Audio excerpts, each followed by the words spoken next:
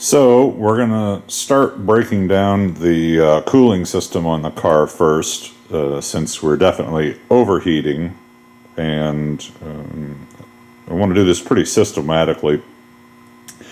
I had a pretty good exercise yesterday, just kind of mentally going over all the things that you have to address when you're going to try to tackle a car that isn't cooling, and it's harder to address on an antique car, an older car, than a newer car, because there's just a lot of variables that you don't really have 100% control over initially, and you may not even know the whole history of the car.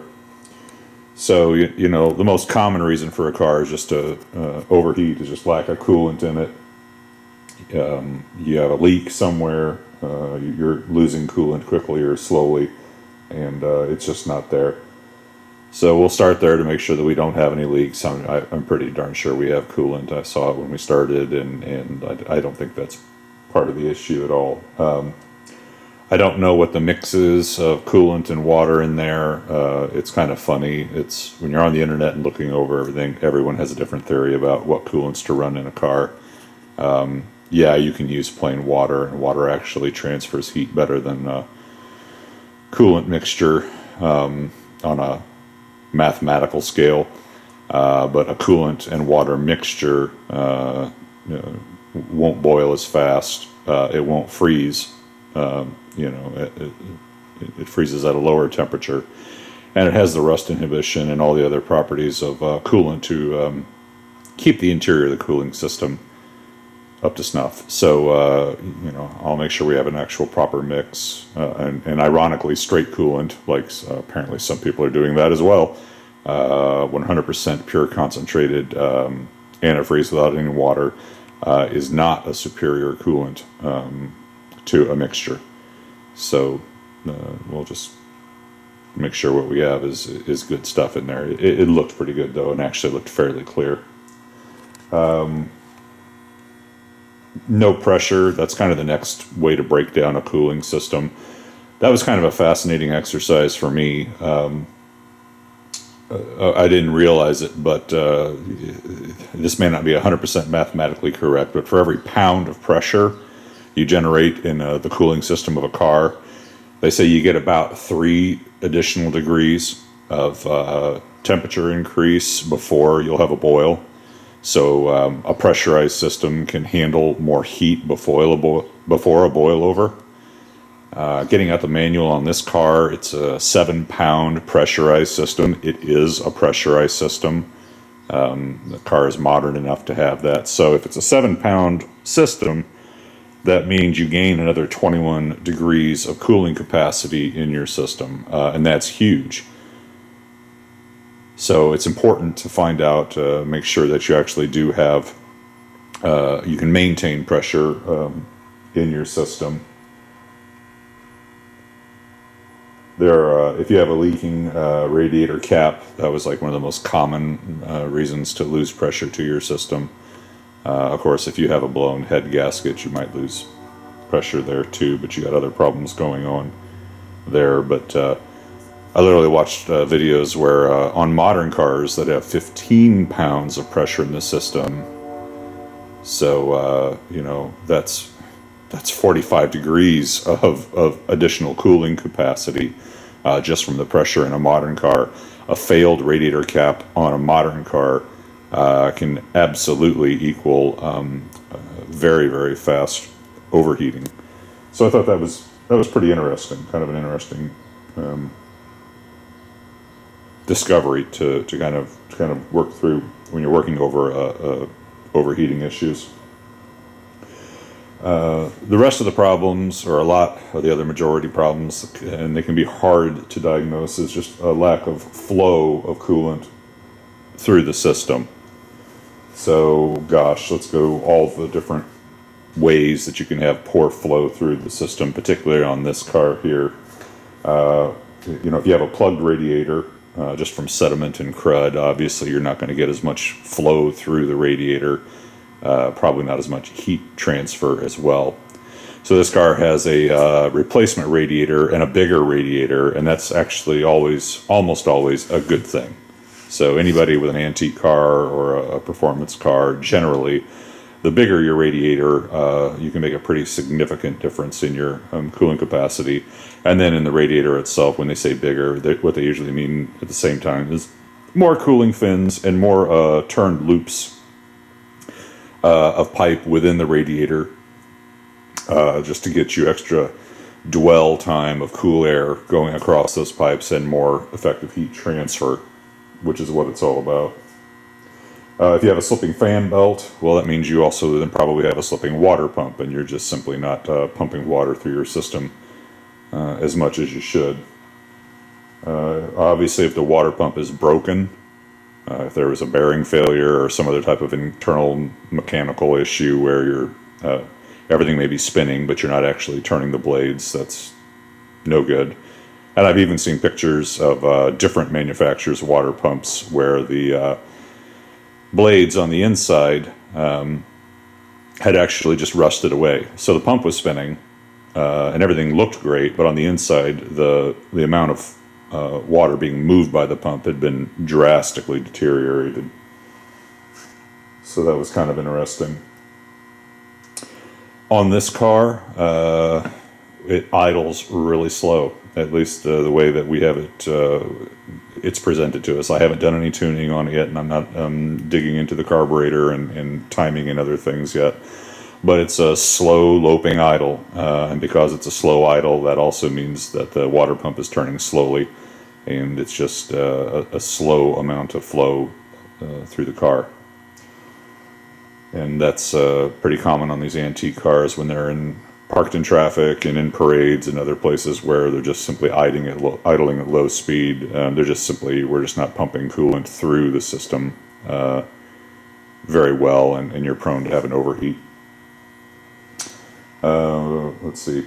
Plugged water jackets are possible, but that's pretty rare. And I think that looking at the sediment, or at least the clarity of the coolant that I saw on the top of the radiator here, and that there's been quite a bit of work done previously to the radiator. It's probably been drained at least several times, and I'll probably still go ahead and drain the block. There is supposedly a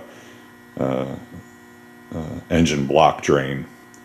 I don't really want to have to knock the freeze plugs out and replace those. That could be harder to get to on the engine. It can probably be done, but if I don't have to, I may just let that sleeping dog lie. And again, I think that's pretty uncommon that it's so bad on the inside that you get blocked passages. But if all else fails, we may have to look at that at least, but only if everything else fails. Certainly on my Caprice and other cars as well, you also have to watch for air in your system and cavitation. Cavitation being a propeller turning in a fluid or a water and just generating bubbles and turbulence, but not actually moving any fluid. On the Caprice, if you do not bleed the system using the bleeder screw at the top of the thermostat housing, it does not move water well, and you will very quickly have a high temp, potential overheat situation. I was really startled by that. I was also startled by how much air you can bleed out of the Caprice before it actually begins to spew fluid and you're moving coolant. I don't know if that's necessarily the case on this vehicle here. I looked to see if there was a bleeder screw on the radiator. I don't really see one here. I certainly don't see one initially on the thermostat housing.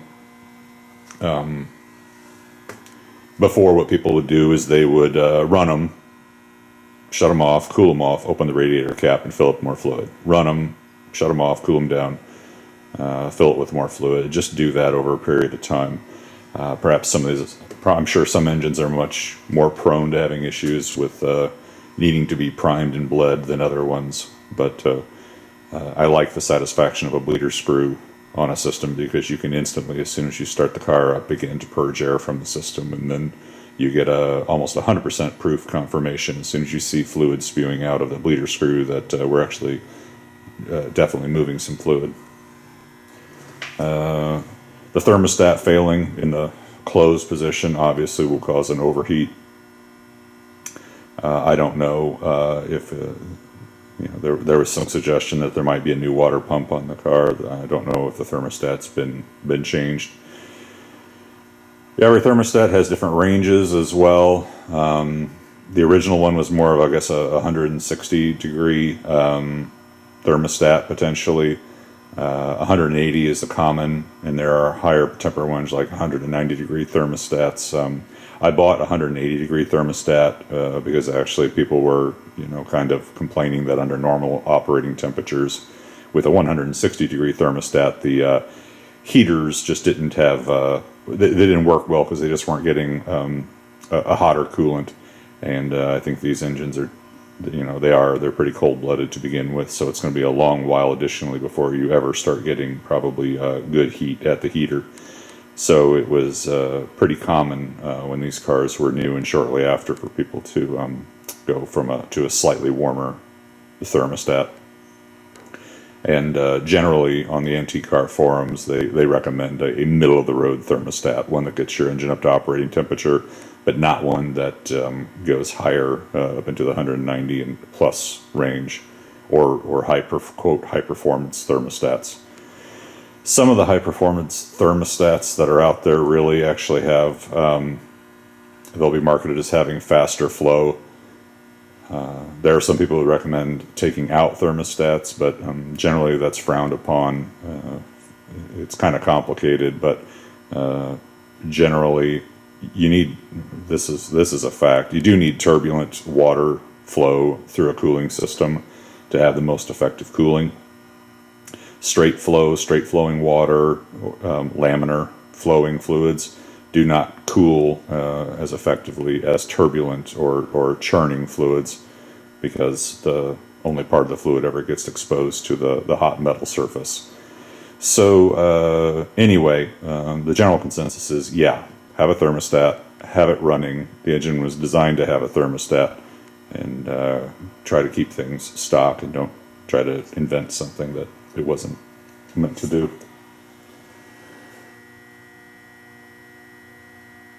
Lastly, or I shouldn't say lastly, but probably fairly importantly on this car, is on any system, is the flow of air through the radiator. There's a pretty good gap on between the fan blades on this car and the radiator. There's absolutely no shroud whatsoever, and a shroud around the fan does improve the cooling capacity of the fan while it's turning. And of course, if you have a plugged radiator fins with bugs and dirt and other things like that, that doesn't help with air coming through the radiator. So as far as I can tell, looking at the manual for the car, I didn't see a shroud as part of the original manufacturer equipment on here. I'm assuming that is the original fan that came, you know, with the car. So hopefully it's not a replacement fan or a smaller fan, or that the angle of the blades aren't different than what it was intended.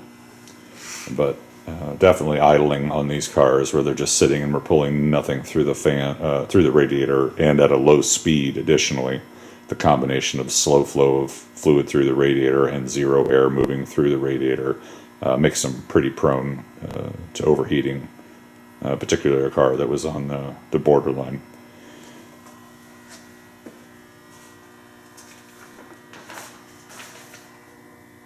I don't think it has a blown head gasket or anything. We looked at the fluid in there. I didn't see any bubbles coming up. I don't see any oily sludge, so hopefully the head gasket's intact and we just don't have any leaks in the system. That carburetor over there does have a warm-up feature to it from a air bypass valve, but it's in the closed position. So I don't believe that's part of the overheating issue, but it could have potentially been if it was stuck in the open position all the time. And then lastly, I mean, when you're looking just for other ways to improve the cooling capacity or looking for issues with your cooling, they do talk about the timing of the ignition on your car. If it's too late, you have hot actively combusting gases flowing across your valves, and the heat isn't getting distributed into the exhaust air like it should, and you just wind up having a hotter running engine. Not really sure at idle what impact that has. I'm sure it has more of an impact at higher RPM, where you just start getting more and more flow of partially combusted gases, or actively combusting gases across your valves and other components. But anyway, we'll be working on the timing and whatnot later. But with luck, as I start to take this apart, and I'm also going to wind up adding the heater components back to this car because they're gone. We have some hose deletes like here, and an absolute return, it looks like, going straight back here. That's probably something that needs to be fixed. And while I'm at it, I'll probably look at this crap. Look at it, just kind of hanging out there. I think we need to improve that a little bit.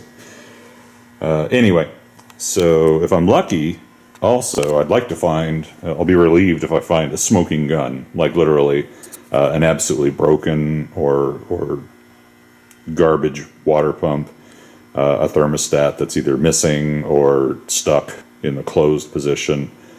I don't know if we'll get that lucky necessarily, but it would be great to, I'd be relieved to see something that clearly was drastically impeding the cooling system on the car, and then we can move on thinking that we got it fixed. So, enough talking. Let's start breaking down parts here and replacing some things and seeing what the issue might be. Well, before we do any more work on the cooling system, I should, while the car is actually sitting down on its tires once more, finish up that lube process I couldn't get to, which is right here. That's a filler for a shock absorber. So I'm going to back that out and top it up with some hydraulic jack oil before we move on to any more cooling. I got the top off, or not the top off, but I went ahead and took the whole hood off the car just so that it was going to be easier to get around and do this coolant work. I don't have the lighting so good, but it is nice to be able to just kind of look down and see exactly from the top which, that's it right there, that's the filler, that bolt right there. I'm going to take that out, and that's the driver's side reservoir, and it's just a top up is all it takes. After checking the front shock absorbers, I'd say I probably got a half a thimbleful into the front left, which was completely full, and a full thimbleful into the front right one. So if anyone needs a lifetime supply of hydraulic jack oil, let me know. I'm your guy. In making fun of how little oil needed to go in, I should point out to anybody, in case they're just watching how to work on the front shocks, you test them actually with the caps off and bouncing the car up and down, squishing a little bit of fluid out, and then just keep bouncing it up and down gently until basically it's got as much as it's going to hold while the shocks are being exercised up and down. There is an airspace, according to the manual, that's built in there intentionally. So you just basically fill it up, squish them around, and then put the cap back on, and that's it. Air cleaner was bone drive oil, so those pinholes that are in the bottom are going to matter. I'm actually looking closer at this top reservoir section, and it does bleed down into the part below. I didn't catch that before because it was so full of crud. But there's actually little holes along here that they're not going to show up in this video, but that ridge right there does not seal perfectly. I don't think it was designed to. So pinholes in this are going to have to be replaced so that it can actually hold fluid even down inside this interior part as well. Right there are the pinholes. So that'll have to be repaired. Good to know. Better to find out now. So before we start taking off all the parts on the vehicle here, might as well peer over and get our sights set. How cool that the 320 1950 Roadmaster actually has a, what you're looking at right there, that is a engine block drain right there, and not just a plug and where it's rusted over and, you know, hard to get out. That's a true drain over here on the, what they're referring to as the right side of the car, the passenger side. So we'll get underneath there and put a tube in it and see if we can't get a little drainage going, and then start taking some parts off. All right, I got a little bit of a tube shoved in there down to a bucket. Let's see if I open it up here a little bit, if I can get it to flow a little more.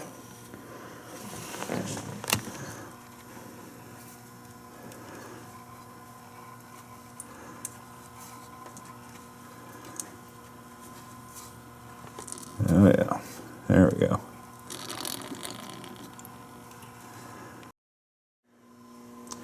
And here on the front, right down there, a little cutout for the radiator, and I've already loosened it up like I did on that other one. It didn't just come with fingers, I put some pliers on there, but get it started here and get a little coolant flow going.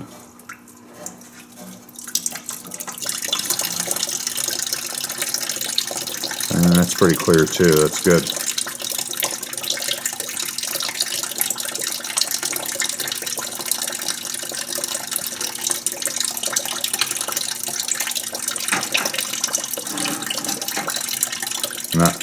Not seeing murky brown tons of sediment type of drainage coming out of either of those petcocks too bad. So I mean, there's going to be some in there no matter what, but that was actually pretty clean that came out of the engine block, and this is very clean coming out of the radiator, so those are hopefully good signs. This probably is not the best lighting to show it, but the bucket's dirty, so that stuff in the bottom is that was there already. You'll just have to believe me when I say that that's actually pretty good looking fluid. There really wasn't a whole lot of suspended stuff in there, and certainly not chunks coming out of the tube and some other things that maybe you might see on a unused or newly restored antique car. Hopefully this means I won't have to try to do something more aggressive, like you can flush or flush water jacket passages with air and hoses and stuff, and that would probably make quite a mess in the shop here. But that looks pretty good from both the radiator and the block drain. So let's keep going with our disassembly and get to the water pump and get to the thermostat. So I found this to be one of the more interesting purchases. When I was looking at finding a water pump for the car, I was afraid it would be really difficult, or I just didn't really know how to go about it. There's places that are selling them online, but what they are, they're all rebuilt, meaning they've been, you know, one comes in, they sandblast them down and clean them up, and they, you know, clean up the impeller blades on it, which are probably relatively durable and intact. Maybe they can get new impeller blades for it, I don't know. New bearings and other hardware, reseal them and ship them back to you. Some of them are direct exchange. Send us your old one and we'll give you another one back. I'm not going to junk that replacement on there. I probably will keep hold of it so I can do the same thing. But Speedway was the company that I wound up buying it from, and what surprised me is that they sell through Walmart. I think I was actually on my Walmart page, and I just pumped, you know, for a search through Walmart.com, looked for a water pump, for a 1950 Buick Roadmaster, and found it at Walmart, and that's where this pump came from. So Walmart is where I buy my 1950 Buick Roadmaster pumps. Now, of course, they just start selling other people's stuff, but way to go, Speedway, for marketing yourselves through a major retailer. I was able to find you that way, so that's great. And this looks like this is the correct pump for it. And all they've done is, you know, cleaned up the bearings, or put new bearings in, bushings, tightened it up, and then resealed it. And that surface looks pretty good. Hopefully it'll mate up. I did get a gasket with it here, so we'll hope that this works. Upper hose coming off.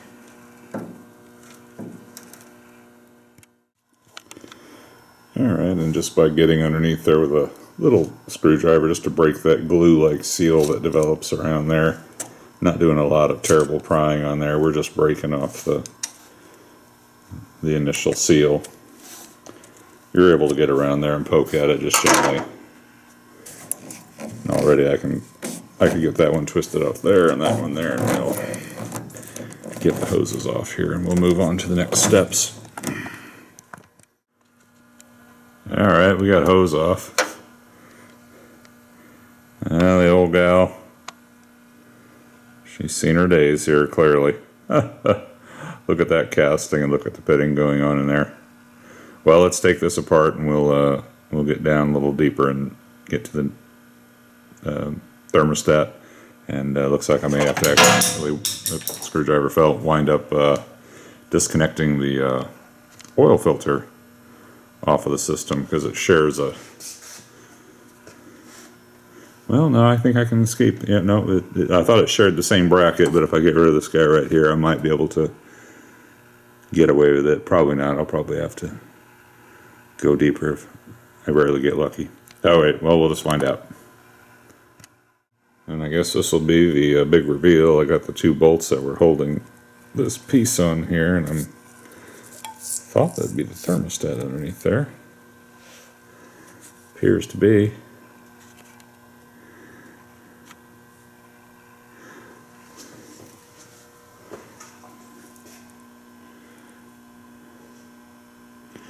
Pretty junky inside there. I'll clean up that gasket material. Let's get this put down somewhere to drain off.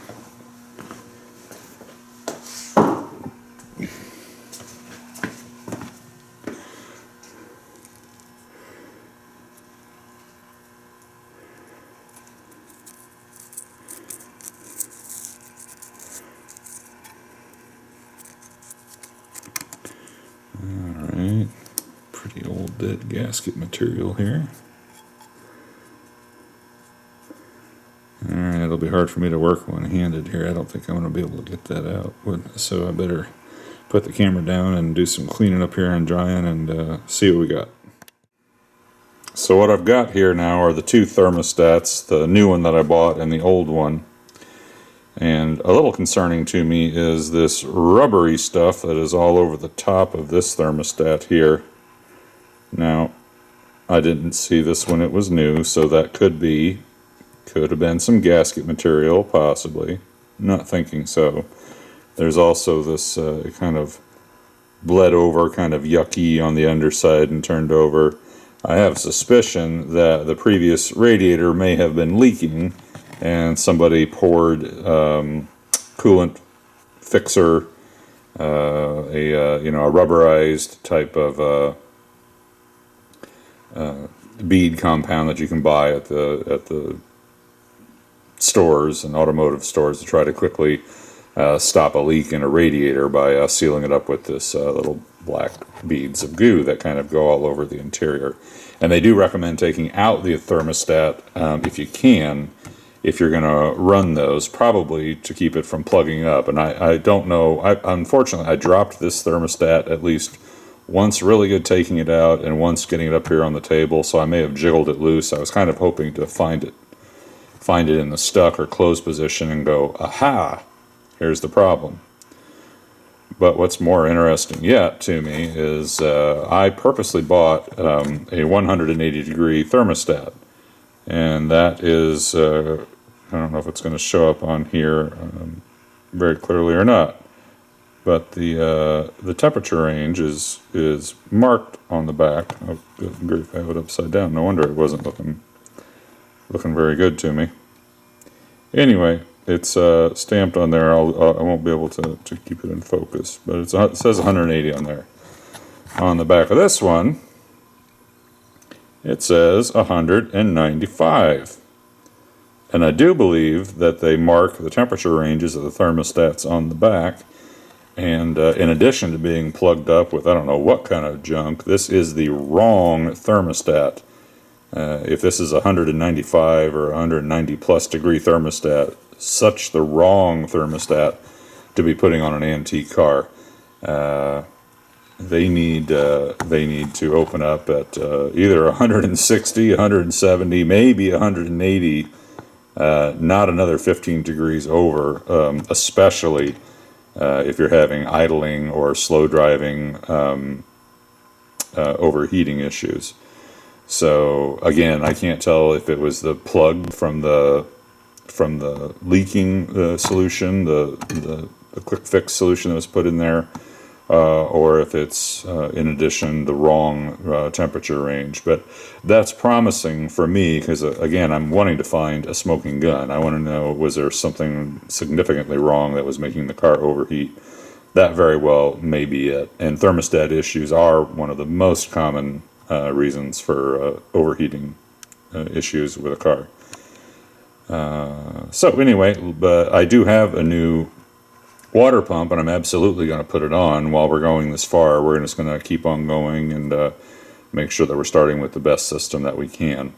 So let me just stop here and let's keep getting into the car a little deeper. Well, these next parts aren't particularly impressive wrenching jobs, but I will take off. There's a clamp here and another clamp down here, and I can't tell if that's rubber or if that's it's a very hard rubber. That hose has been there for some time. Well, anyway, we'll see. We'll see if I can get that one off there. That one may wind up being a challenge. Maybe I'm getting into more wrenching than what I thought, and then I'll disconnect these two hoses here, the lower return hose, and then we'll see if I can get the fan off, the belt off, and what kind of work it's going to be to get the water pump out of here. Hey, I've never understood, well, we've all been there, but part of being a good citizen in the world is making sure these hose clamps, when you're done tightening them up, that you can actually get to them again. Maybe I can squeeze a little socket inside here, put a wrench on it, but I don't think I'm going to be able to get on that with this water pump in the way. Okay, we'll be back shortly. Well, so as I muse and dwell longer on getting these hoses off of here, which I've pretty much done, I've got these. This is a bypass. This is probably your heater circuit coming off of there and then coming back right down below, and that's just been completely bypassed or cut off because of the degradation of the rest of the heating interior system, which I'll be getting to later. Well, anyway, as I was puzzling over these hoses, and yes, I did get that other stupid clamp off of there, or loosened up and run up on there. On that thermostat, this was a Wisconsin car, and it's a cold-blooded engine, it's a cold-blooded car. They may have been able to operate just fine with a 195-degree thermostat for much of the year, and especially if the car was, because it's just colder. Their winters are far worse than here in Illinois, and it's cooler for much more of the year. So it may have been able to do okay, at least when it was stock or new, and when the cooling system was functioning really well. So that may have been the reason for the thermostat, versus it may have been intentionally picked at some point in time. I don't know how old that thermostat is. Usually, if there's been any cooling work done, changing out a thermostat gets done pretty quickly. Sometimes the water pump, certainly if you were to the point where you're going to take the radiator out and do some other stuff, I might have replaced the thermostat at the same time. But anyway, maybe that thermostat, at 195 can work okay in a much colder environment. Certainly if it's driving and actually moving air over the engine, I don't know. But anyway, I'll be putting in a cooler thermostat. The normal actual thermostat, they said, was about 160 or 170. Now the one I have is 180, so that's technically almost a little bit warmer than what was recommended. So if I continue to have overheating problems, I may have to go ahead and put in the the lower temperature range thermostat. Yet again, it's easy enough to get to on the top, so I'm not going to be worried about that. And they're really they're super cheap parts, a thermostat is. So anyway, back to disconnecting these hoses, and then I guess I'll probably take the fan off first while I've got the pulley on there, so I can do some turning on those nuts on the fan easier. Well, that was definitely some nastier, more residual, sludgy type of junk coming out from on the underside of that thermostat that really was probably never opening hardly. Not before the point of no return where we were already starting to boil over. Yeah. There is a bypass. If you're trying to sort out in your head how can you have a boil over? What goes on? Well, there's a inside the engine block, between the engine block and right behind the number one cylinder. I'm reading this from the manual. It's not because I can see it inside here, but there's a vent that goes from the block up into the cylinder head jackets to give a place for steam to go if it starts to boil down there, and that probably would then be able to go. Well, yeah, then it would shoot right past the. Probably then the thermostat would start to open maybe a little bit. I don't know. Just kind of trying to sort out how that thermostat was just making everything go wrong. Maybe it was opening just too late, or partially stuck from the sealant that was put in there. Don't know. Not really sure. But anyway, there was some pretty nasty, sludgy water because it just probably never got a chance to circulate very often underneath that thermostat. I'll take that lower hose off as well because there's probably a lot of sediment down there at the bottom of the radiator. Accumulated down there at the bottom of that hose, bottom of the radiator, and this would be a good chance to flush some of that stuff out.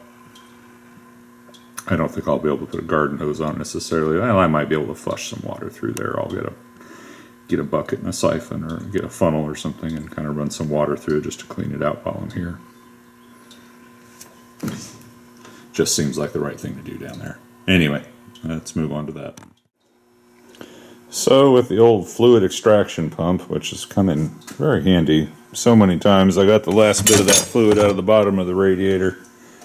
It's very clean, actually. That's a newer radiator, and I think the big whoosh of fluid that came out when I did the lower radiator hose off did a very good job of whatever suspended sediment was down in there. Must have just been pushed right out. So now I'll be taking off the fan so we can get to the belt. And I have to say, where did I put it down here? The taking off these belts used to be such a pain, or taking off the fans was such a pain. But now they got these, the ratcheting wrenches that you can put on there and go around. Oh, they shine so well in these jobs right here. Anyway, more wrenching, less talking. Well, it didn't come effortlessly. They never do. And there's always one of them that was put on so tight that you wonder what the person who put them on there was thinking when they did it. Unfortunately, I kind of had a bad moment as I was getting ready to take that fan off. That's a thicker radiator, so I was hoping there would be enough clearance for me to actually get the screws out and all that other stuff, the bolts I should say, when I took them out, and get the fan out without that being a problem. But it wasn't. Once the bolts were out, the fan was, there was enough room for the bolt to come out, I guess is what I'm trying to say. I was afraid I'd start to take it out and then realize that, there wasn't enough clearance, or the radiator got put in after the fan. But anyway, long way of saying we're lucky it came out. That wasn't a bad problem. And now we'll get to taking off the fan belt. I can't help, I keep looking at this like miserable situation going on here. I guess I don't know if this is part of the original design or not, but who would put all that stuff just hanging out there by the fan? That'll need to be tightened up or zip tied up or something. One of these wires goes all the way here to the carburetor, right there. People who are carburetor people will know immediately what that's for. I'll have to do a little bit of research to figure that out myself, but you know, we got a lot of stuff kind of trailing its way all the way over from one side of the car to the other. Maybe this bracket was supposed to have been used to loom these things on the other side, but I mean, I can't handle that, especially with them fan blades swinging around there right by it. Anyway, moving on to getting the belt that I just put on back off, and then we'll get down a little further and see what type of a fuss this water pump is going to be. And so with slacking the belt, now that I've loosened up the generator here, the whole housing and fan and everything comes off there. That's pretty easy. Okay. Alright, we'll put that over here with some of our other stuff.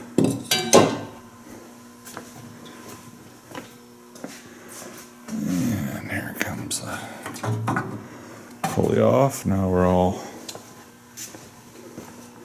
loosened up and flexed, and we're a good belt yet again.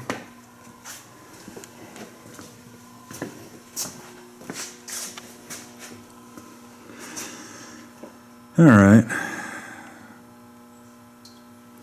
So, we got a couple of bolts right here. They're going to have to come off. I'm not doing very good with my photography here, but anyway, one of those two right there.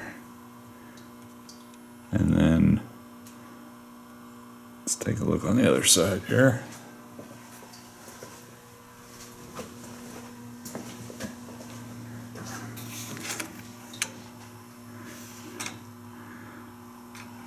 Sorry. There we go. Another one right, I'm very good at getting on it here to show it, but right there.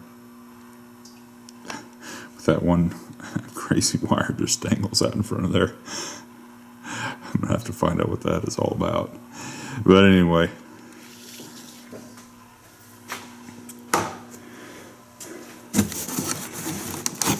Show a lot easier on here. Yeah, 1, 2, 3. Alright.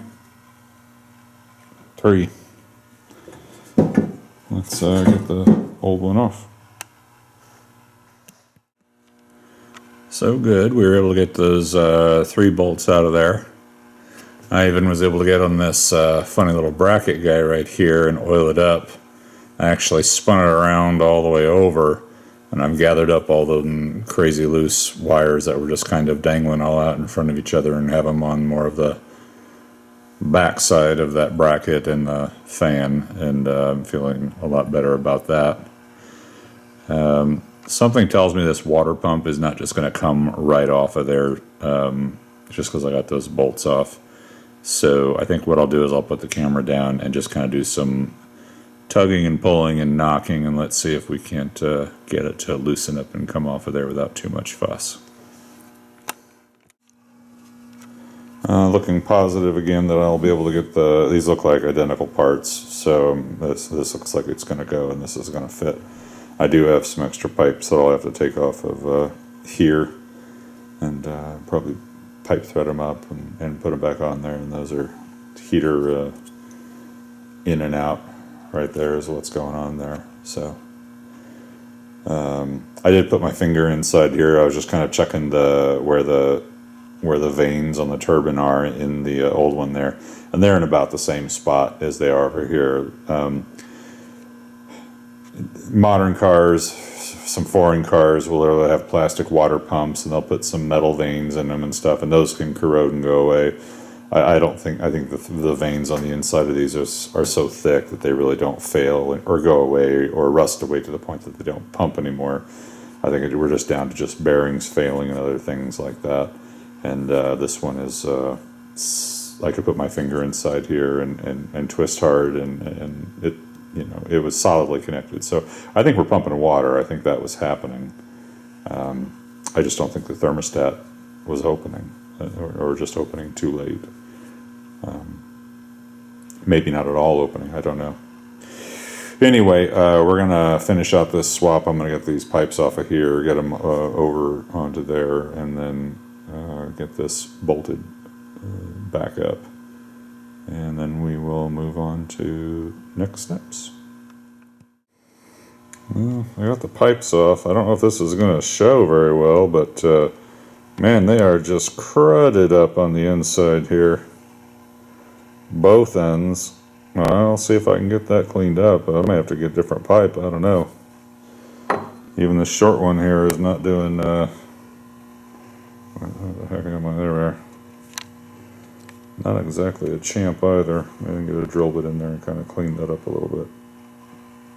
More to come on that. Alright, I guess it was worth cleaning up. There is a shoulder on this pipe here that was probably original.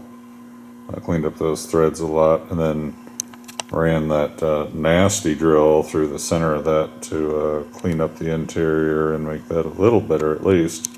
And now I just need to wash it all out and clean it out. But boy, is that nasty. Don't know if it was looked like a mixture of rust. Maybe that, you know, rubber leak fluid and just sediment building up in that bypass set. Because I don't think anything was really flowing through there. I think it just went in there and that's where it went to die. So, alright. I wonder if that stuff went through the heater control valve in the dash or not.